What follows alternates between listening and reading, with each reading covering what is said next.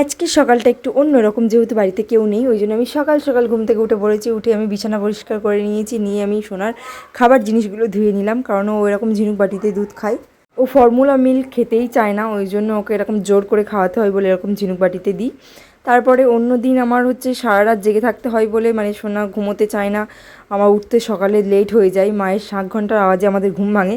কিন্তু এখন মা বাড়িতে নেই বলে ওই জন্য আমি পুজো দেবো বলে সকাল সকাল ঘুম থেকে উঠে গেছি। আর পেয়ারাগুলো দেখছো গাছে পুরো পেকে নষ্ট হয়ে যাচ্ছে।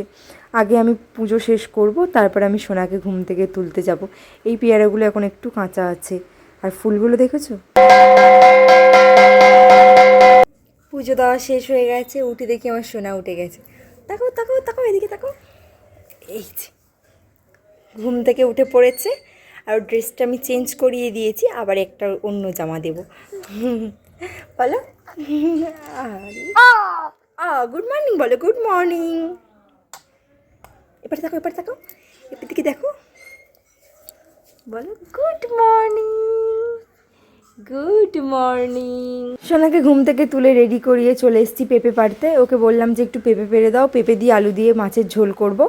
তো জ্যান্ত মাছ এনেছে, রুই মাছ আর চিংড়ি এনেছে। পেঁপে আলু দিয়ে রুই মাছের ঝোল আর চিংড়ি দিয়ে পটল আলুর তরকারি করব।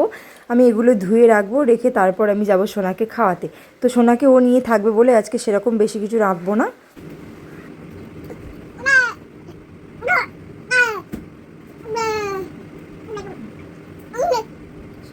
হয়ে গেছে।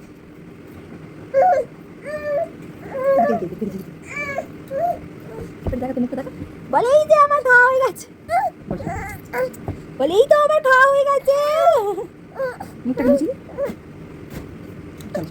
Tata tata tata tata. দুপুরবেলা খাওয়া দাওয়া করার পর একটু ঘুমিয়ে পড়েছিলাম, তারপর বিকেলবেলা উঠে চলে যাচ্ছি আমরা সোনার জন্য ফর্মুলা মিল্ক কিনতে, কারণ ওর মিল্কটা শেষ হয়ে গেছে। তো আমরা চলে এসেছি অ্যাপোলোতে।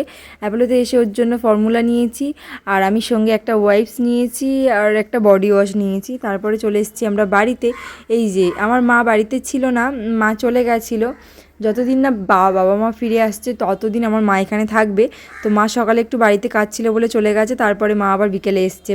মার কাছে সোনাকে রেখে তারপর আমরা বেরিয়েছিলাম। আর বাড়ি আসতে মা সন্ধ্যেবেলা বানিয়েছিল চাউমিন। তো আমি চাউমিন বানালে একটু জড়িয়ে যাই, কিন্তু মা বানালে সেটা বেশ ঝরা ঝরা হয়। তো মার হাতে চাউমিন আমার খুবই ভালো লাগে। তো চাউমিন দিয়ে টিফিন করে নিয়েছি। আর এই যে দেখো বিড়াল দুটো কি সুন্দর খেলা করছে, কি দারুণ লাগছে দেখো। কিউটি মানে এরা সারাক্ষণ আমাদের বাড়িতে থাকে এরকম। এই চাইছি নটি আছে সেই মাল।